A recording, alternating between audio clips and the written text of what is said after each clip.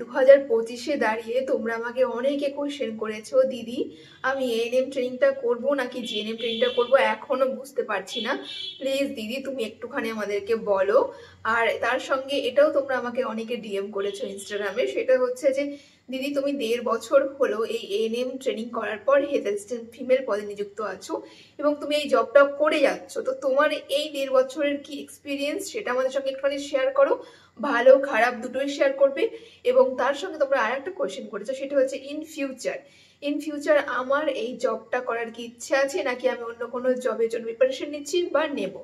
তো আজকের এই ভিডিওতে আমি 3টে কোশ্চেনের অ্যান্সার দেবো এবং তোমরা নিজেরা ক্লিয়ার হয়ে যাবে যে তোমরা আদৌ এএনএমটা করতে পারবে, কতটা প্রেশার আর সবকিছু আজকে আমি এই ভিডিওতে বলবো। তো চলো ভিডিওটা স্কিপ না করে পুরোটা ওয়াচ করবে, তাহলে আশা করছি এএনএম সম্পর্কে যা যা ভয় তোমাদের আছে সবটা ক্লিয়ার হবে। আর আমার এক্সপিরিয়েন্স তো অবশ্যই শেয়ার করব, তার সঙ্গে আমি ফিউচারে কি এই জবটাই করবো কিনা সেটাও শেয়ার করবো। তো চলো ভিডিওটা না দেরি করে শুরু করি। আর যারা যারা আমার চ্যানেল নতুন অবশ্যই চ্যানেলটা সাবস্ক্রাইব করার পাশে থেকো, আমি আরো নতুন নতুন ভিডিও তোমাদের সঙ্গে শেয়ার করবো। তো চলো ভিডিওটা শুরু করা যায়। চলো আমি শুরু করছি আমার এক্সপিরিয়েন্স দিয়ে, আর তারপরে আমার ফিউচার প্ল্যানিং বলবো। আর সবশেষে তোমরা প্রথম কোশ্চেনটার অ্যান্সার পেয়ে যাবে যে তোমরা এই এএনএমটা কি করতে পারবে নাকি পারবে না। পুরোটা তোমাদের সঙ্গে আজকে শেয়ার করবো যে আমি জবে জয়েন করার পর থেকে আমার কাজ শিখতে কোথায় কতটা কষ্ট হয়েছে আর এখন আমার কি পরিস্থিতি। প্রথম থেকে বলি তোমাদেরকে, যখন আমি দেখলাম যে আমার পোস্টিংটা হয়েছে পূর্ব বর্ধমানে, অনেকটা দূরে বাড়ি থেকে, তখন অনেকটা হ্যাপি হয়েছিলাম যে জয়েনিংটা হয়েছে জন্য, এবং তার পাশাপাশি অনেকটা মন খারাপ হয়েছিল এটার জন্যই যে পোস্টিংটা বাড়ি থেকে অনেকটা দূরে হয়ে গেল। ট্রান্সফার কবে পাবো তার কোনো ঠিক নেই, আবার বাড়ির বাইরে থাকতে হবে এটা ভেবে। তো যাই হোক, সেভাবেই আমরা বেরিয়ে পড়ি জয়েনিং এর জন্য দক্ষিণ দিনাজপুর থেকে পূর্ব বর্ধমানে। 2 দিন গ্যাপ নিয়েছিলাম মাঝখানে। যেদিন আমাদের জয়েনিং লেটারটা বেরোলো তার 2 দিন পর আমি এসেছি জয়েনিং হতে, কারণ বুঝতে পারছো সমস্ত কিছু অ্যারেঞ্জ করে নিয়ে এসেছিলাম আমি, আর আমার যাওয়ার কোনো প্ল্যান ছিল না। একেবারে জয়েনিং হওয়ার পর প্রায় অনেকদিন আমি জব করার পর তারপরে বাড়ি গিয়েছি, তো সেই জন্য আমি 2 দিন হাতে টাইম নিয়েছিলাম সমস্ত কিছু অ্যারেঞ্জ করার জন্য। সমস্ত কিছু নিয়ে আমি একেবারে শিফট হয়েছিলাম এই বর্ধমানে। তো জয়েনিং এর যে ব্যাপারটা, আমাদের যখন জয়েনিং হয়েছিল সিএম ওয়েজ অফিসে, তো সেই ব্যাপারটা তো একেবারে ভয়ানক ব্যাপার। তো ছোটাছুটি করে মেডিকেল ফিটনেস সার্টিফিকেট জোগাড় করে অ্যাপ্লিকেশনের পর অ্যাপ্লিকেশন লেখা থেকে শুরু করে চালান কাটতে হয়েছিল আমাদের, সেগুলো আছে। তো আমি আমার জয়েনিং রিলেটেড ভিডিও একটা দিয়ে দেবো তোমাদেরকে যে কি করতে হয় জয়েনিং এর সময়, সেটা আমি তোমাদেরকে নেক্সট দিন আমি ভিডিও দিচ্ছি যে আমাদের after training ANM after training আমাদের কিভাবে জয়েনিং হয় এবং তার জন্য কি কি করতে হয়, তো সেটা নিয়ে আমি সেপারেট করে এরপরে ভিডিও দেবো। জয়েনিংটা আমাদের হয়ে গেল, জয়েনিং হলাম সিএমওএইচ অফিসে, খুব ভালো। জয়েনিং হতে এসে আমার 2 দিন সময় লেগেছিল জয়েনিং হতে। একদিন ছোটাছুটি করে সমস্ত কিছু রেডি করলাম, মেডিকেল ফিটনেস থেকে শুরু করে চালান কাটা থেকে শুরু করে সমস্ত কিছু রেডি করে নেক্সট ডে আমি জয়েনিং হলাম 28শে ফেব্রুয়ারি 2024 আমি জয়েনিং হলাম। ব্যাস, তারপরে সিএমওএইচ অফিসেই আমরা প্রায় 1 সপ্তাহ মতো ডিউটি করলাম। কোনো ডিউটি না, শুধু সিএমওএইচ অফিসে যাওয়া এবং সিগনেচার করা, তো সিগনেচারও করানো হতো না, কিছু করানো হতো না। সেখানে যাওয়া, সেখান থেকে রিটার্ন করা, যেখানে রুম ভাড়া নিয়েছিলাম সেখানে।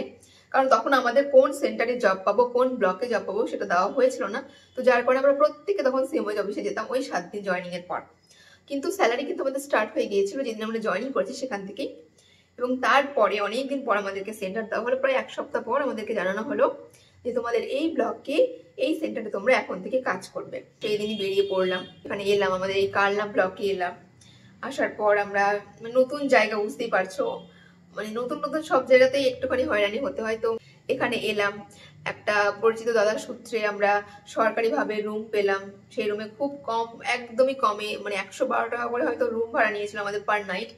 তো সেইখানে আমরা থেকে পুরো জয়েনিং প্রসেসটা ব্লক লেভেলে যে জয়েনিং প্রসেসটা হয় ব্লকে, সেটা আমরা কমপ্লিট করলাম এবং তারপরে আমরা জয়েন করলাম জবে। ব্যাস, এবার থেকে তোমাদেরকে শুরু করি আমার এক্সপিরিয়েন্স কেমন। সেই দিন যেদিন আমরা প্রথম এলাম ব্লকে জয়েনিং হওয়ার জন্য, সেই দিন ছিল মান্থলি মিটিং এর দিন, শনিবার আমরা এলাম আমাদের ব্লকে। তো সেই দিন আমাদেরকে বলা হয়েছিল বসতে, আমরা বসলাম মান্থলি মিটিং এর ঘরে। তো সেই দিন প্রথম আমি ফিল করেছিলাম যে মিটিংটা কি হতে পারে বা কি হয়। যেমনটা হয় মিটিং, তোমাদের সঙ্গে শেয়ার করেছি যে আমাদের মান্থলি মিটিং কি হয়, তেমনই দিদিদেরকে দাঁড় করিয়ে বলা হচ্ছিল কেন পারফরমেন্স কম বা এসব চলছিল। তো আমরা জাস্ট বসেছিলাম, নতুন যারা জয়েন করেছিলাম 7 জন মতো, বুঝতে পারছিলাম না কি হলো। তো একটুখানি থেকে আমরা বেরিয়ে এলাম, কারণ সেদিন আমাদের শুধুমাত্র জয়েনিং হলো, আমাদের সেন্টারে সেদিন আমাদের যেতে হয়েছিল না, সোমবার থেকে আমাদের সেন্টারে যেতে হয়েছিল। তো তখন আমাদের ইউনিফর্ম বানানো হয়নি। তো তারপরে আমরা পারমিশন নিলাম দিদির কাছ থেকে যে দিদি এখন তো ইউনিফর্ম বানানো হয়নি, তো আমরা কি নর্মাল ড্রেস যেতে পারি? তো দিদি বললো যে হ্যাঁ যেতে পারো, বাট খুব তাড়াতাড়ি বানিয়ে নিতে হবে। তো এই ভয়টাই পেয়েছিলাম যে কতদিন বানাতে লাগবে। তো তার কারণে আমি আগে থেকে একটা শাড়ি কিনে নিয়েছিলাম। তোমরা দেখেছি আমি প্রথম প্রথম জয়েনিং যখন করলাম তখন আমি শাড়ি পরে ডিউটি করেছি, এই কারণেই তখন আমার ড্রেস বানানো হয়েছিল না, তখন আমি শাড়ি পরে ডিউটি যেতাম। ব্যাস এখান থেকে শুরু হলো আমার জার্নি। তো প্রথম আমি যখন জয়েন করলাম তখন আমার সেন্টার একেবারে নতুন সেন্টার, একটা ছোট্ট ঘরে আমি পেয়েছিলাম। আমার তখন পপুলেশন ছিল 5000 মতো, 5 জন আশা দিদি এবং তার সঙ্গে পেয়েছিলাম একজন সেকেন্ড এনএম দিদি, হলুদ শাড়ি দিদি তোমরা যারা জানো, তার সঙ্গে আমি গেলাম। আর আমার সেন্টারটা সবে তখন 1 বছর হচ্ছিল তৈরি হয়েছে। তো যাওয়ার পরে রীতিমতো আমার তো সত্যি কথা মানে যখন আমি কাজে ঢুকলাম তখন দেখলাম যে আমরা যেটা পড়ে এসছি, আমরা যেটা ট্রেনিং করে এসছি, তার সঙ্গে ফিল্ড লেভেলে বা কাজ করতে গিয়ে তোমরা কোনো মিল পাবে না 2-3টে প্রসিডিওর ছাড়া। আমি সেটাও বলবো যে তোমরা ট্রেনিং পিরিয়ডে এখন কোন প্রসিডিওর গুলো খুব ভালো করে শিখবে, যেগুলো তোমাদের খুব খুব খুব লাগবে ফিল্ডে। এছাড়া যত প্রসিডিওর আমরা শিখেছি তার 1%ও আমাদের কাজে লাগে না কমিউনিটি লেভেলে। তো এটা আমি তোমাদের শেষে বলবো যে কোন প্রসিডিওর গুলো আমাদের কাজে লাগে। তো তার আগে আমি বলি আমার এক্সপিরিয়েন্স গুলো শেয়ার করি। তো ঢুকলাম যখন, তখন আস্তে আস্তে যখন দেখলাম তখন তো আমি কিছুই জানতাম না। রিপোর্টিং পার্ট তো একেবারেই জানতাম না, সেটা পরে বলছি। আগে কাজের পার্টটা বলি। ইঞ্জেকশন দেওয়া হবে তোমাদের অনেক ভয়, সেটা আমি একটুখানি শেয়ার করি যে আমি কবে থেকে শুরু করেছিলাম আর কিভাবে শুরু করেছিলাম। তো তোমাদেরকে আমি যেমন বললাম যে আমি যখন জয়েন করলাম তখন আমি একজন সেকেন্ড এনএম দিদিকে পেয়েছিলাম। তো এটা আমার লাক বলতে পারো, কারণ তখন প্রথম প্রথম শুরুর দিকে আমার দিদির কাছ থেকে সবটা শেখা। তো ফেব্রুয়ারিতে আমি জয়েন করলাম, মার্চ এপ্রিল মে জুনে দিদি চলে গেল অন্য সেন্টারে। আমাকে একা করতে হলো ডিউটি 4 মাস পর থেকে। তোমার যা শেখার, যেটুকুনি শেখার এই 4 মাসে আমি শিখেছি, আর তারপরে ভুল করতে করতে শিখেছি, সেটা তোমাদের সঙ্গে শেয়ার করছি। তো এই 4 মাসে আমি শিখলাম রিপোর্টিং পার্টটা একটু একটু করে। তখন আমি কমিউনিটি লেভেলের কাজ খুব কম করতাম, তখন আমি জাস্ট দেখতাম দিদি কি করছে এগুলো। দিদি যেত 4 চেকআপে, তখন আমি যেতাম কি করছে দেখতাম। দিদি কোনো মায়ের ভিজিট করছে তখন আমি দেখতাম, এরকম করতাম। আর যখন ইঞ্জেকশন ক্যাম্পগুলো হতো ভিএইচএনটি, তখন আমি গিয়ে খাতা লিখতাম, শুধুমাত্র ইঞ্জেকশন দিতাম না। প্রথম প্রথম দিদি ইঞ্জেকশন দিত সেটা দেখতাম, কি কি লিখছে আমি লিখতেও পারতাম না। আমি যে লজিস্টিক খাতা আছে সেই খাতা তো আমি লিখতে পারতাম না প্রথম প্রথম। আমি তখন শুধুমাত্র নাম এন্ট্রি করতাম, যে বাচ্চাটা এলো সেই বাচ্চার নাম এন্ট্রি করতাম, এজ এবং যেগুলো লিখতে হয় ডেট অফ বার্থ থেকে শুরু করে ওজন, সেগুলো শুধু এন্ট্রি করতাম। আর দিদি লজিস্টিক খাতা লিখতো, তার সঙ্গে বাচ্চাদের ইঞ্জেকশনও দিত, আর আমি শুধু দেখতাম। তো এরকম করে আমি 2 মাস মতো তাই করেছি। কোনো ইঞ্জেকশন দিইনি, ভয় করতো, খুবই ভয় করতো। কারণ আমরা যখন শিখেছি ট্রেনিং পিরিয়ডে তখন আমরা শিখেছি হাসপাতালে, আর তখন শুধু আমরা ইঞ্জেকশন দিয়েছি কি সবই দিয়েছি, বাট এভাবে কখনো দেওয়া হয়নি কমিউনিটি লেভেলে। যদিও দিয়েছি যখন ট্রেনিং করেছি তখন হয়তো এমআর এর বাচ্চাকে দিয়েছি, বা 10 বছর, 5 বছর, 16 বছর এগুলোকে দিয়েছি। আর পেনটা তো খুব কম দিয়েছি, কারণ তখন পাওয়াই যেত না। আমরা 10 জন করে ডিউটি করতাম এক জায়গায়, মানে পুরো কাড়াকাড়ি লেগে যেত কে করবে কে দেবে এটা নিয়ে। তো তখন তো ওই ছিনিয়ে নিয়ে কাজ করার মতো কাজ শিখতে হয়েছে আমাদের, সবারই তাই হয়। আর এখানে তো সবটা আমার নিজের দায়িত্বে, কিছু হলে আমাকেই ধরবে। তো ওরকম আমি প্রথম প্রথম শুধুমাত্র দেখে গেছি যে কি করছে দিদি, কি কি করছে। তো আমার তখন একদম প্রথম প্রথম মানে বুঝতে পারিনি যে কাজের পেশাটা কত। আমি জাস্ট দিদি আছে আমি দেখে যাচ্ছি, এটাই আমার হয়েছে প্রথম প্রথম। ব্যাস এরকম করলাম। তারপরে রিপোর্টিংটাও দিদি করতো, আমি জাস্ট দেখতাম কি করে রিপোর্টিং করছে, আমি বুঝতাম। আমি যে রিপোর্টিং করতে হয় সেই ফর্মেটগুলো রুমে আনতাম, আশা দিদিদের যে বিল করতে হয় সেগুলো ফর্মেট, ব্ল্যাঙ্ক ফর্মেট রুমে আনতাম, এনে পড়তাম যে কোন ক্ষেত্রে দিদিরা কত টাকা পায়, কি কি রিপোর্টিং করতে হয়, কি বেসিসে রিপোর্টিং করতে হয়, এগুলো আমাদের ডেটা আছে, সেই ডেটাগুলো করতাম। তো এভাবেই আমার মানে কখন যে 4 মাস পেরিয়ে গেল বুঝতে পারিনি। হঠাৎ করে একদিন অর্ডার বেরোলো যে আমার সেকেন্ড এনএম দিদি যেখানে তার একদম অরিজিনাল পোস্টিং প্লেস সেখানে তাকে তুলে নেওয়া হয়েছে, তুলে নেবে। ব্যাস তখন শুরু হলো আমার হেডেকটা। তখন গিয়ে আমি ভাবছি যে এটা কি হলো, হঠাৎ করে আমি জয়েনিং করলাম, তার 4 মাসের মধ্যে কাজ শিখতেই পারলাম না কিছু, দিদিকে তুলে নিল নতুন সেন্টারে, মানে তার নিজের সেন্টারে। আমি তো পুরো একা হয়ে গেলাম, আমি আর আমার 5 জন আশা দিদি। আমি কি করব? আমি জাস্ট বুঝে পাচ্ছিলাম না আমি কি করবো, আমি কোনটা থেকে শুরু করব, কোন খাতায় কি রেজিস্টার করব, কিভাবে কাজ করব, কিভাবে ম্যানেজ করব, কিভাবে ক্যাম্প করব। পুরো মানে আমি যখন দিদি চলে গেল, আমি কি বলবো তোমাদেরকে, সেই সিচুয়েশনটা, সেই জুলাই মাসটা আমি জাস্ট খুঁজে গেছি আমি কি করবো, যে বুঝতে পারতাম না। দিয়ে তারপরে আমার একজন কলিগ আছে, তার কাছ থেকে ফোন করে করে সব শোনা, কি করে কি করছো হ্যানা তেনা করে, মানে আমি জাস্ট তখন ভাবছি যে আমি এখন কি করবো, দিয়ে তো চলে গেল, আমার তো ঠিক মতো কিছু শেখাই হলো না। কারণ যেগুলো ট্রেনিং এ শিখে এসেছি সেগুলোর কোনো কিছুই প্রায় লাগে না, শুধুমাত্র কিছু প্রসিডিওর ছাড়া আর কিছু হেলথ টক ছাড়া। তো ফার্স্ট আমি তোমাদের সঙ্গে শেয়ার করি আজ, যখন আমি একা একা ক্যাম্প করতে গেলাম ফার্স্ট টাইম, দিদি চলে গেল নিজের প্লেস অফ পোস্টিং যেখানে, সেইখানে আমি প্রথম আউটরিচ ক্যাম্প নিজে করতে গেলাম একটা গ্রামে।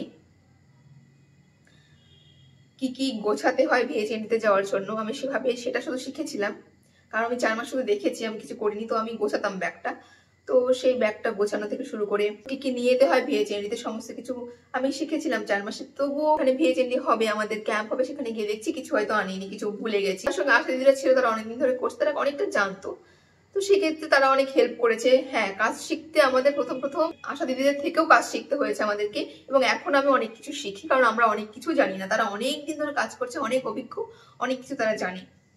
তো সেরকম যখন আমি গেলাম ভিএইচএনডি সেশনে, সমস্ত কিছু রেডি করে নিলাম। এরপর তোমরা ভাবতে পারবে না, আমি ফোনটার মানে লাগিয়েছি সেই দিদিকে, যে দিদি আমার কাছে পোস্টিং নিয়ে ছিল এই 4 মাস, সেই দিকে আমি ফোনে রেখে দিদি কি কি করো বলে দিন, কি কি করে খাতা লিখবো সমস্ত কিছু দিদি বলে দিয়েছিল, তুমি এই করো, এভাবে করো। খাতা লেখাটা লিখলাম। এরপরে যখন ভ্যাকসিন দেবো, আমি জাস্ট দিদিকে শুধু ফোন করে বলছি, দিদি আমি পারবো তো, আমার ভয় লাগছে, প্রচুর ভয় লাগছে, আমি পারবো না দিদি, কি যে হবে, বাচ্চাগুলো কিছু না হয়ে যায়। দিদি বলছে কিচ্ছু হবে না, তুমি দাও, কিচ্ছু হবে। তো এইভাবে আমাকে দিদি বলেছিল সেই দিন। আমার মানে তোমাদেরকে কি বলবো, সেই দিন ক্যাম্পের আগের রাতটা আমি সারা রাত ভেবেছি, মানে কি করব আমি একা একা, কি করে ক্যাম্প করব, কি করে ইঞ্জেকশন দেবো এতগুলো বাচ্চাকে। তো আমি এটা ভেবে গেছিলাম। তো যাই হোক, তারপরে যখন ক্যাম্পে গেলাম, ওই তো বললাম দিদিকে ফোন করে করে খাতা লিখেছি বেশ। তারপরে আমি ফোনটা রেখে আস্তে আস্তে আমি ইঞ্জেকশন দেওয়া শুরু করলাম। সেদিন প্রথম জুলাই মাসে আমি হয়তো ইঞ্জেকশন দেওয়া শুরু করলাম। তো সেই দিন বিশ্বাস করবে না, আমার ক্যাম্প করতে অনেক দেরি হয়েছিল, অনেক বাচ্চা ছিল, আর তার মধ্যে আমি একা প্রথম আমি ইঞ্জেকশন দিচ্ছিলাম। তো যার কারণে অনেক ভয়ে ভয়ে খুব আস্তে আস্তে, একটা ইঞ্জেকশনের ভাইলে আমি হয়তো কতবার যে দেখেছি, এটা ঠিক ইঞ্জেকশন দিচ্ছি তো, এটাই পেনটা তো, আবার একটা তুলছি, এটা পেনটা তো, আবার এক্সপায়ারি ডেট দেখছি। মানে কি বলবো তোমাদেরকে, আমি কতবার ভ্যাকসিন ভাইরাল দেখেছি, কতবার এক্সপায়ারি ডেট দেখেছি, মানে কিছু বলার নেই। প্রথম দিন তো আমার অনেক দেরি হয়েছিল সেদিন ইঞ্জেকশন দিতে। তো আবার দিদির কাছ থেকে ফোন করে সবটা জানলাম, যে আফটার ভ্যাকসিনেশন ক্যাম্প কি কি করতে হয় সমস্তটা জেনে সেভাবে আমি করলাম। এবং সেদিন আমার বাড়ি ফিরতে অনেক লেট হয়েছিল, প্রথম দিন যেহেতু। তো তারপরে যেদিন আমি এলাম, মানে সেদিন আমি রুমে এলাম, তোমরা বিশ্বাস করতে পারবে না আমার অবস্থাটা। প্রথম ক্যাম্প যেহেতু আমি নিজে হাতে করেছি, মানে আমি বাড়িতে ফোন করেছি, কতক্ষণ কথা বলেছি এটা নিজে, আমি আজকে না এরকম এরকম করেছি, ওরা বলেছে কিছু হবে না, অত ভাবিস না, ঘুমো একটুখানি ঘুমো। মানে কি বলবো, সেই রাতটা আমার ঘুম হয়নি ঠিক করে। আমি জাস্ট ভেবেছি যে কালকে কখন সকাল হবে, আর কখন দিদিদেরকে আমি ফোন করে জিজ্ঞেস করে, দিদি বাচ্চাগুলো ভালো আছে তো, কারো কিছু হয়নি তো, সেরকম করে সেই রাতটা গেছে। তারপরের দিন সকালে যখন দিদিরা আমাকে ফোন করে করে জানাতে লাগলো, আমি দিদিদেরকে বলেছিলাম, মানে দিদি আপনারা প্লিজ সকাল হলেই সবার বাড়িতে যাবেন যাদেরকে ভ্যাকসিন দেওয়া হয়েছে, গিয়ে আমাকে ইনফর্ম করবেন যে কোনো বাচ্চার কোনো কিছু হয়েছে কিনা, সাইড এফেক্ট। তো যখন তারা ফোন করলো করে আমাকে বললো, দিদি কোনো বাচ্চার কিছু হয়নি, যা হয়েছে একটুখানি জ্বর, একটুখানি ফোলা ভাব, এইটুকুনি, এর বাইরে কিছু হয়নি, ব্যাস। তখন আমি গিয়ে একটুখানি রিল্যাক্স ফিল করলাম, যে না আমি পেরেছি, আমি একা ক্যাম্প করতে পেরেছি। তো এই ফিলিংসটা তোমাদের সঙ্গে আমি জানি না আমি কতটা তোমাদের সঙ্গে শেয়ার করতে পারলাম, বাট তোমরা যারা নিজে হাতে করবে, যখন একা ক্যাম্প করবে প্রথম এসে জয়নিং করবো, তখন আমার এই ফিলিংসটা বা আমার কথাগুলো যারা শুনছো, এখন ট্রেনিং করছো বা ট্রেনিং করে বসে আছো, যখন নিজেরা করতে যাবে সেম জিনিস ফিল হবে, দেখবে। তো সেই দিন আমার মনে হয়েছিল, যখন আমি শুনলাম আশাদের কাছ থেকে যে বাচ্চাগুলো ভালো আছে, ব্যাস সেই দিনের সাহসটা হয়েছিল প্রথম। এবং তারপরে আস্তে আস্তে আস্তে আস্তে আমার ভয়টা দূর হয়েছে, এবং আজ 1.5 বছর হলো আমি একা ক্যাম্প করে যাচ্ছি। আর আজ পর্যন্ত ভগবান না করুক কোনোদিনও হোক, সমস্ত বাচ্চা ভালো আছে। এবং হ্যাঁ এটাই তো, এটাই তোমাদেরকে আমি শেয়ার করলাম আজকে, যে প্রথম এক্সপিরিয়েন্স একটুখানি সবার ভয় থাকে, ভয় নিয়েই কাজ করতে হয়, অনেক কিছু শেখার আছে, ভুল হবে, কিন্তু তোমাকে করতে হবে। না করলে তুমি ভয় তোমার দূর হবে না, আর তুমি করতেও পারবে না। তোমরা এটা আমাকে কোয়েশ্চেন করেছিলে অনেকে, দিদি একটুখানি ইঞ্জেকশনের ব্যাপারটা আমাদেরকে শেয়ার করো। তো আজকে আমি তোমাদের সঙ্গে শেয়ার করলাম যে প্রথম প্রথম একটুখানি ভয় করে, আমার করেছিল, তারপর থেকে ভয়টা একটু দূর হয়েছে। ক্যাম্প করতে, প্রথম ক্যাম্প করতে যতটা দেরি হয়েছে, তারপরে এগুলো অতটা দেরি হয়নি, আস্তে আস্তে টাইম কমে এসছে এবং এখন আর অতটা দেরি হয় না ক্যাম্প করতে। হ্যাঁ, প্রথম প্রথম যেটা হতো যে একটা ইঞ্জেকশনের ভাইল আমি 14 বার দেখতাম, এক্সপায়ারি ডেট দেখতাম, বাট এখন সেটা আর হয় না। এখন আমি ভাইল দেখেই বলে দিতে পারবো এটা কোন ভ্যাকসিন, নাম দেখতে হবে না। তোমাদের সমস্ত কাজ করতে করতে একটা হ্যাবিট এবং একটা এক্সপিরিয়েন্স অবশ্যই ম্যাটার করে। আমি সবসময় বলবো হয়ে যাবে একটা রিদিম, যে এই বেসিসেই আমাদের কাজ করতে হবে, এই ফ্লোতেই আমাদের কাজ করে যেতে হবে, তাহলে কোনো কিছুই আর ভুল হবে না। তো সেইটা এখন আমি নিজে শিখে গেছি, বা সেটা আমি উপলব্ধি করতে পেরেছি যে কি করে কাজ করলে ভুল হওয়ার চান্স খুব কম এবং খুব তাড়াতাড়ি কাজ হবে এবং সবাই ভালো থাকবে। এটাই তোমাদের সঙ্গে শেয়ার করলাম আমার ভ্যাকসিনেশন ক্যাম্পের এক্সপিরিয়েন্সটা। ইঞ্জেকশন ক্যাম্প নিয়ে অনেকে ভয় পাচ্ছ, এটাই বলবো যে সব ভয় দূর হবে তখনই যখন তোমরা নিজে হাতে কাজটা করতে যাবে, আর না হলে কখনোই সেই ভয়টা কোনোদিন দূর হবে না যখন নিজে হাতে করতে যাবে না। এটাই বলেন যে ভ্যাকসিনেশন ক্যাম্প নিয়ে একদিন আমার নিজের খুব ভয় হতো, আর এখন তার থেকে তুলনামূলক অনেক ভয় কমেছে, একা করতে এখন আর ভয় লাগে না, কিন্তু তবুও মনের মধ্যে একটা থেকেই থাকে, কারণ ইনজেকশন ক্যাম্প তো কখনোই বলবো না যে একেবারে আমার কোনো ভয় হয় না, অবশ্যই ভয় হয়, কারণ ছোট বাচ্চাদের নিয়ে আমাদের কাজ করতে হয়, কার কোন ইনজেকশনের সাইড এফেক্ট হবে বলা যায় না। তো এটাই, আগের থেকে ভয়টা অনেক কমেছে এবং আগের থেকে অনেক বেশি পারদর্শী আমি কাজ করতে। এটা তোমাদের সঙ্গে শেয়ার করার ছিল, এই পার্টটা নিয়ে, ইঞ্জেকশনের পার্টটা নিয়ে আমি এইটুকুনি বললাম। তো চলো এবার বাকি কাজগুলোর কথা তোমাদের সঙ্গে শেয়ার করি। তো এটা হলো ইঞ্জেকশনের পার্টটা। আর আমাদের কি করতে হয়, ইঞ্জেকশনের পাশাপাশি মাদের দেখতে হয়, মাদার্স, প্রেগনেন্ট মাদার্স। প্রথম থেকে গিয়েই এই মাদার্স সম্পর্কে ভয়টা একটুখানি কম ছিল, কারণ আমি ট্রেনিং পিরিয়ডেও আমার প্রসিডিওরই ছিল এটা, আমার অ্যান্টিনেটাল চেকআপই প্রসিডিওর প্রচুরবার পড়েছে, আর আমার ফাইনাল যে এক্সাম হচ্ছে তখন আমার হয়তো অ্যান্টিনেটাল চেকআপই প্রসিডিওর ছিল। তো আমার এই ব্যাপারটা নিয়ে আমার অতটা ভয় ছিল না, কারণ আমি এগুলো করে এসেছি। এবং আমি এখানে আসার পর ওই প্রথম 4 মাস যখন বসে থাকতাম, ইঞ্জেকশন দিতাম না, তখন আমি ওই মাগুলোকে চেক আপ করতাম। একটা ক্যাম্পে যখন যেতে হয় তখন সেখানে মা বাচ্চা দুজনেই আসে, তখন কি হতো, আমার যে দিদি ছিল সে বাচ্চাদের ইঞ্জেকশন দিত, আর যত মা হতো সব আমি চেক আপ করতাম। তো সেই ব্যাপারে আমার প্রথম থেকে একটুখানি ভয়টা কম ছিল চেক আপের ক্ষেত্রে, সেটা আমি আগে থেকে করতাম, তাই সেটা নিয়ে আমার মাথা ব্যথা ছিল না। সেটা আমি একটুখানি ম্যানেজ করে, হয়তো একটুখানি ভুল হচ্ছে বা সবটা ঠিকঠাক করতে পারছি না, বাট একেবারে যে পারবো না এমনটা ছিল না, পারতাম। আচ্ছা হ্যাঁ, আমাদের এএনএমদের ফিল্ড লেভেলের এই মা বাচ্চা নিয়েই তো কাজ, তাই বেশিরভাগ আমাদের ভয় লাগে বাচ্চাদের নিয়ে কাজ করতে, কারণ বুঝতেই পারছো, এটা নিয়ে আর কিছু বলার নেই। তো এটা হচ্ছে আমাদের সেই ভয়টা থেকে শুরু করে আজকে কিছুটা হলেও ভয় কমার জার্নি। আর এবার তোমাদের সঙ্গে শেয়ার করি যে রিপোর্টিং পার্টটা তোমরা অনেকেই জানো না হয়তো, তো যারা ট্রেনিং করছে তারা জানো রিপোর্টিং পার্টটা, কিছুটা হলেও তোমরা জানো যে কি কি রিপোর্টিং করতে হয়, সবটা না জানলেও তোমরা কিছুটা জানো। বাট যারা চায় এএনএম ট্রেনিং করতে তারা হয়তো জানবে না যে এই জবে, এই এএনএম ট্রেনিং করার পর হেলথ অ্যাসিস্ট্যান্ট ফিমেল জবে যতটা না কাজ করতে হয় তার ডবল হয়তো রিপোর্টিং করতে হয়। তো সেটা একটু তোমাদের সঙ্গে শেয়ার করি। হ্যাঁ, রিপোর্টিং পার্টটা খুব খুব ভালো করে তোমাদেরকে শিখতে হবে, কারণ যার স্কিল যত ভালো রিপোর্টিং পার্টে, তার কাজের পারফরমেন্স তত ভালো। আমি এটার বেশি ডিটেলস যেতে পারছি না, তোমরা যারা জবে জয়েন করবে তারা সমস্তটা আস্তে আস্তে বুঝতে পারবে, এর বেশি বলার ক্ষমতা আমার নেই, কারণ আমি না চাইতেই অনেকে আমার ভিডিও দেখে, তো এই জন্যই। এই পার্টটা শিখতে আমার অনেক দিন টাইম লেগেছে, প্রায় 1 বছরই বলতে পারো। 2024 সালটা পুরো বকা খেয়ে খেয়ে আমি কাটিয়েছি, এবং তারপরে যখন রিপোর্টিং করতে শিখলাম এখন মোটামুটি সবকিছু ঠিকঠাক।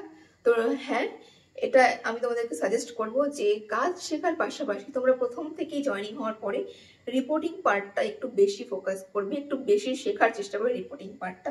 ছুটি নিয়ে একটুখানি বলি, এই জবে ঢোকার পর এক্সপিরিয়েন্স আমাদের হয়েছিল, আমাদের জুন মাসে আমার মাসির বিয়ে ছিল একটা, তো সেই বিয়ে ছুটি নেওয়ার জন্য, সেই বিয়েতে ছুটি নেওয়ার জন্য আমাদের কান্না পর্যন্ত করতে হয়েছে। হ্যাঁ, তখন তো আরো একটুখানি আমি ইনম্যাচিওর ছিলাম, তখন আমার বয়স ছিল 20 আমি জয়েন করেছি, আর শুরুতেই সেটা।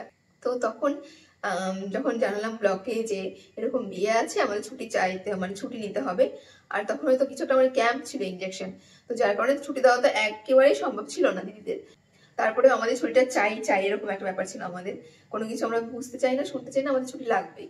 তো আমরা আমি আর আমার সঙ্গে যে ছিল রুমে, তোমরা জানো, তো সে আমরা দুজন কান্না পর্যন্ত করেছি নিয়মিত স্যারের কাছে যে প্লিজ স্যার এই ছুটিটা দিন, আমরা আর কখনো এরকম করবো না, এই ছুটিটা আমাদের দরকার। তো তারপরে স্যাররা আমাদের ছুটি দিয়েছিল 7 দিনের জন্য, এবং সেটাই হয়তো লাস্ট ছুটি আমার, যেটা আমি কান্নাকাটি করে নিয়েছি। এরপরে আমি আর কান্নাকাটি করিনি ছুটির জন্য, আর ইন ফিউচার হয়তো করবো না, আশা রাখছি এটা।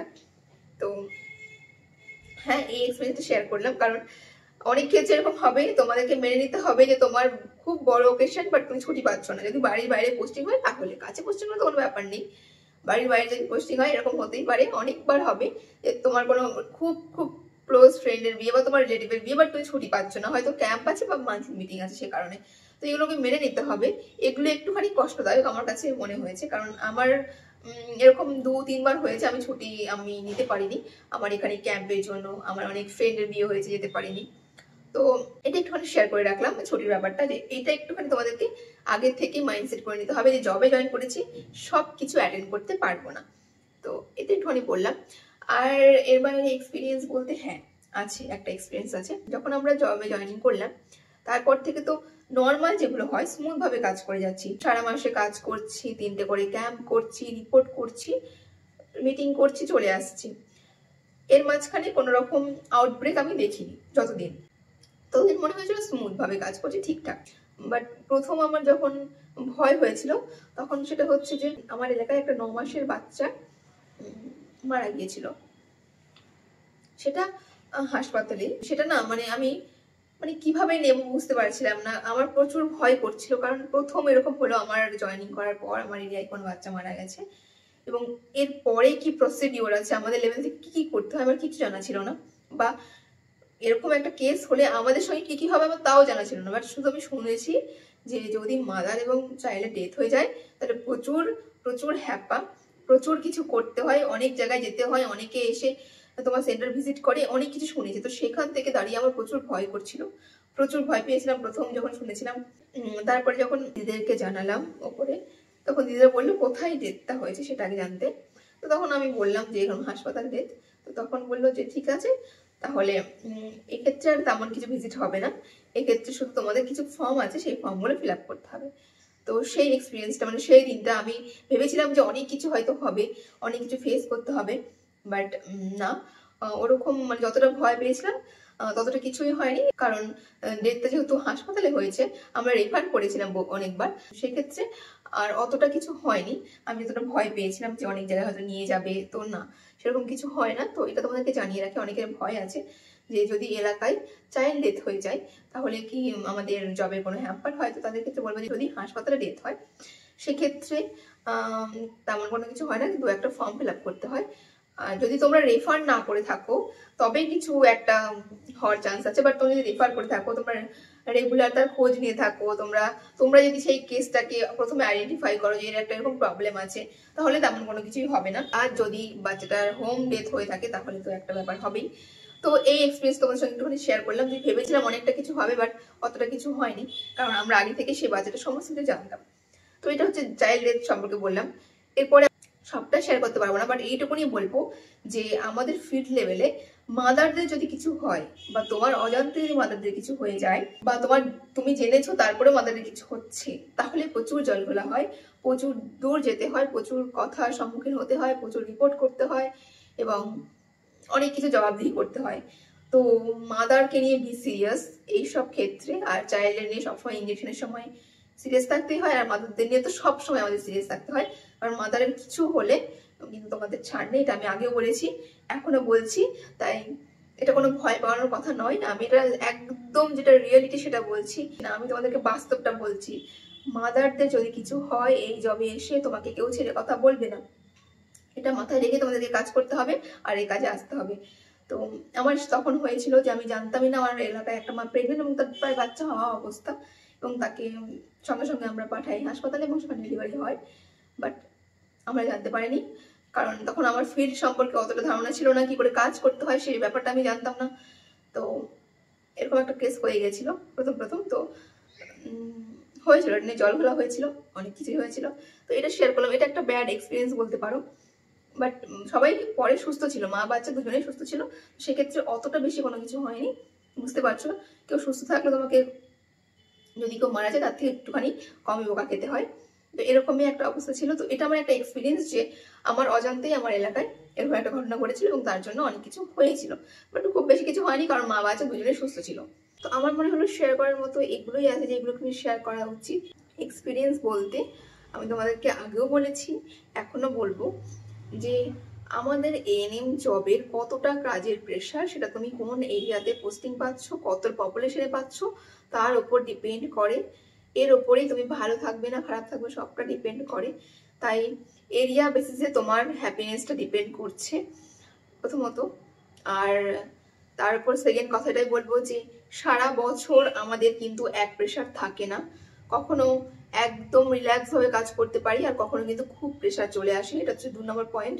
3 হচ্ছে যে যত ভালো রিপোর্টিং করতে পারবে তার কিন্তু কাজের পারফরমেন্স আরো বেশি বেটার হবে।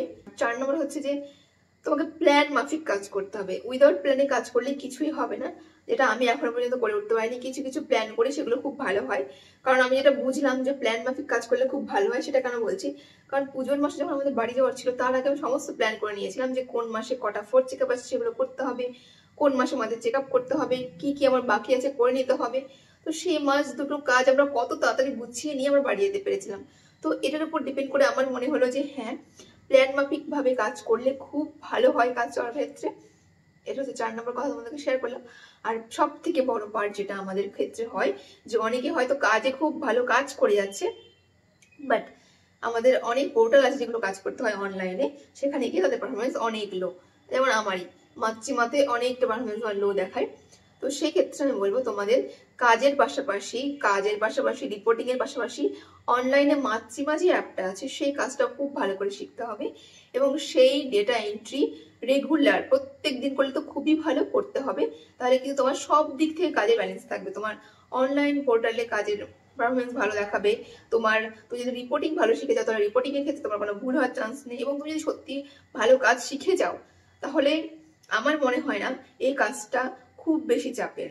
হ্যাঁ, যদি তুমি সব কাজটা খুব ভালোভাবে শিখে যাও আর রেগুলার বেসিসে একটুখানি পড়াশোনা করো, একটুখানি, তাহলে মনে হয় না যে তোমাকে কেউ ইনসাল্ট করতে পারবে। আর তুমি যে যেটা জানো সেটা যদি অথেন্টিক হয়, তুমি যদি জোর দিয়ে বলতে পারো যে হ্যাঁ এটা আমি জানি, এটাই, তাহলে হয়তো কাজের পারফরমেন্স আরো বেটার হবে। কারণ এখন গুগলের সময়, তোমরা জানো ফোন সবার হাতে, স্মার্টফোন, তুমি যদি কোনো কিছু ভুল বলো বা ভুল করো তারা কিন্তু খুব সহজে ধরে নিতে পারবে। তাই তোমাকে আগে শিওর হতে হবে যে আমি যেটা বলছি সেটা ঠিক কিনা, এটা তোমাদেরকে আগে নিশ্চিত হতে হবে। আর একটা কথা বলবো, যেটা জানো না সেটা করতে যাবে না, একেবারে স্বীকার করে নেবে না, দিদি আমি জানি না, আমাকে একটুখানি বলে দিন, আমি জানি না বাট আমি এমন নাটক করছি যে আমি জানি। এটা খুব খুব বাজে একটা ব্যাপার, আর এটা আমি অনেককে দেখেছিও করতে। তো এই ব্যাপারটা আমার খুব বাজে লাগে, আমি জানি না আমাকে বলে দিন। আর একটা কথা বলবো এই জবের ক্ষেত্রে, যে যদি তোমার কখনো মনে হয় যে তুমি ভুল করেছো, তোমার হায়ার অথরিটি তোমাকে জিজ্ঞেস করছে যে তুমি এটা করেছো, যদি তুমি করে থাকো অবশ্যই স্বীকার করো যে হ্যাঁ এটা আমি করেছি, এটা আমার ভুল হয়েছে, নেক্সট টাইম থেকে আর হবে না, এইটা বলার ক্ষমতা রাখতে হবে।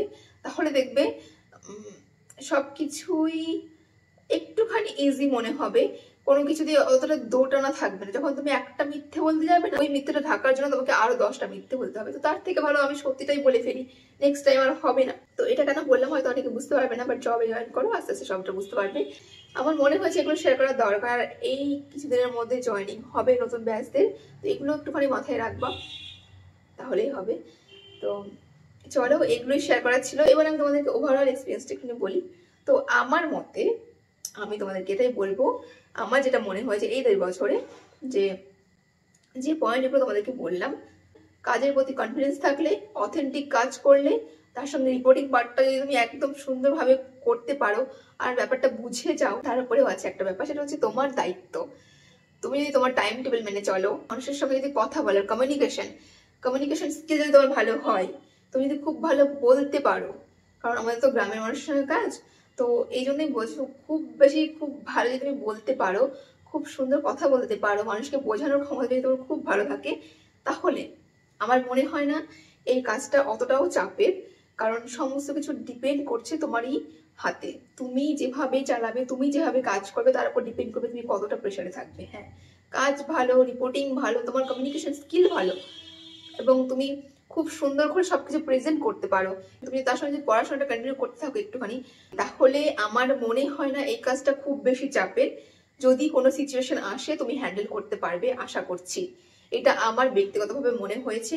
আমার 1.5 বছরে আমার এটা মনে হয়েছে যে এগুলো ঠিক করলে আমার মনে হয় এই কাজে আমি বেস্ট পারফরমেন্স দিতে পারবো। সত্যি এটা আমার মনে হয়েছে। এটাই হচ্ছে আমার এক্সপিরিয়েন্স, আমি তোমাদের সঙ্গে শেয়ার করলাম। এটাই ছিল আমার এক্সপিরিয়েন্স ওভারঅল। এবার তোমাদের সঙ্গে আমি শেয়ার করি আমার ফিউচার প্ল্যানিং কি, আমি কি এই জবটাই করব নাকি অন্য কোনো প্ল্যান আছে। তো তোমাদের সঙ্গে আমি শেয়ার করি সেটা আজকে এখন। তো সত্যি কথা বলতে আমার আপাতত কোনো রকম অন্য জবের জন্য প্রিপারেশন নেওয়ার মতো আমার মাইন্ডসেট নেই এবং তার জন্য আমার কোয়ালিফিকেশনও নেই। কি তোমাদের আমি আর কি বলবো, কি আমি আর প্রিপারেশন নেবো। আমার কোয়ালিফিকেশন হচ্ছে আমি 12 পাস, হ্যাঁ আমি গ্র্যাজুয়েটও নই। তাহলে আমি কি করে আর অন্য এক্সামের জন্য প্রিপারেশন নেবো বলো। তো আমাকে তার আগে তো কলেজ কমপ্লিট করতে হবে, তাই না? তো তার জন্য আমাকে আগে অ্যাডমিশন হতে হবে। তো সেই অ্যাডমিশনটা আমি এখনো হতে পারলাম না, তার কিছু রিজন আছে। তো হব, আমি আর বাইরে থেকে অ্যাডমিশন হচ্ছি না, একেবারে হোম ডিস্ট্রিক্টে গিয়ে অ্যাডমিশন হব। আমার ইচ্ছা আছে আমি আমার কোয়ালিফিকেশনটা বাড়াবো।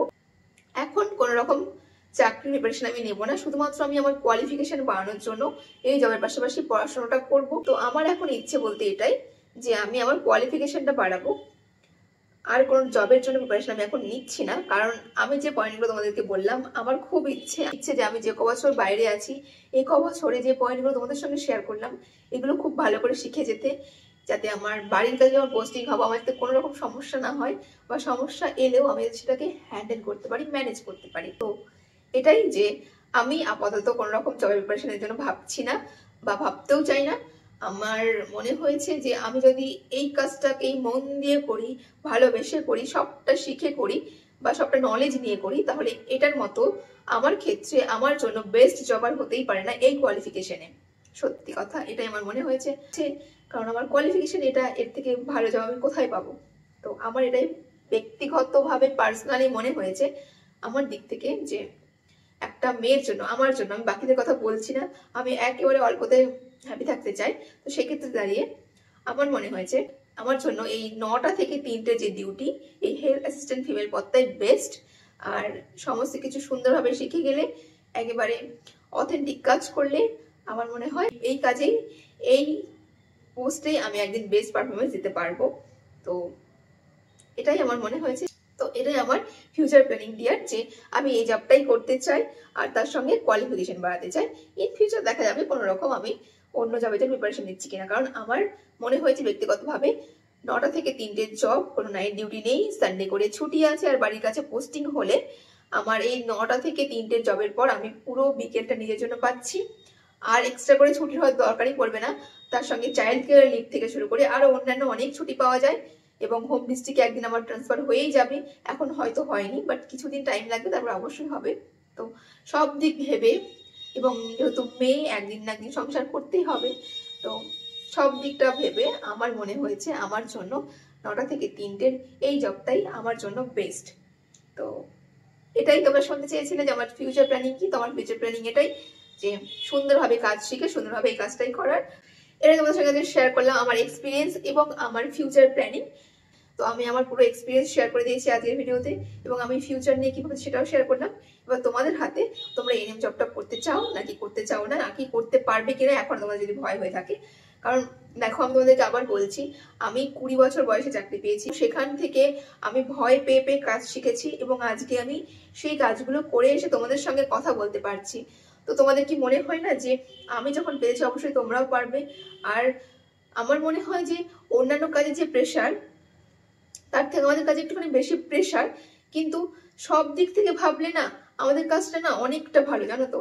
আমি আর বেশি কিছু বলছি না, এটাই বলবো তোমরা সবটা ভেবে দেখবে। আমার প্রেশার আছে, বাট আমার মনে হয় যে কোথাও গিয়ে ঠিকই আছে ব্যাপারটা, কারণ সব জবে প্রেশার থাকে, কোনো জব এমন নেই যে প্রেশার ছাড়া তোমাকে টাকা দিয়ে দিচ্ছে। তো এটাই বলবো, যারা ভাবছিলে এনএম করবে নাকি জিএনএম করবে, সেটা একেবারে তোমাদের ডিসিশন। কারণ জিএনএমটা সম্পূর্ণ আলাদা, তার একদম ফিউচার অনেক ব্রাইট জিএনএম করলে। কারণ তোমার ওখান থেকে প্রমোশন আছে, অনেক জায়গায় যেতে পারবে, বাট এএনএম করে কিন্তু কোথাও যেতে পারবে না। এই এএনএম চাকরিটাই একঘেয়েমি কাজ, কিন্তু সারা জীবন করতে হবে। তাই তোমাদের যাদের একেবারে একান্তই মনে হয়েছে যে সব দিক থেকে বিবেচনা করে এএনএমটা বেস্ট, তারাই করো। যারা ফিউচার নিয়ে অনেক কিছু করতে চাও, অনেক দূর এগোতে চাও, তারা প্লিজ এএনএম এসো না। আমি আবার ভিডিও শেষে বলে যাচ্ছি, কারণ এএনএম থেকে বেরোনোর কোনো উপায় নেই। এই জবটাই তোমাকে সেই রিটায়ার পর্যন্ত করে যেতে হবে, একঘেয়েমি কাজই করে যেতে হবে। তাই আমার তোমাদের কাছে শেয়ার করা ছিল। তো চলো দাদা, আজ ভিডিও এখানে শেষ করছি। অনেক লেন্দি ভিডিও হয়ে গেছে, কেমন লাগলো জানিও। আর নেক্সট ভিডিও কোন টপিক আনবো সেটা বলে দিও। জয়েনিং রিলেটেড ভিডিও আনবো নাকি তোমাদের আরো কোশ্চেন আছে সেগুলো রিলেটেড ভিডিও আনবো। তো চলো, দেখার জন্য কোনো ভিডিওতে কেমন লাগলো জানিও, আর কমেন্ট করে জানাবে নেক্সট যদি কোনো কিছু জানার থাকে।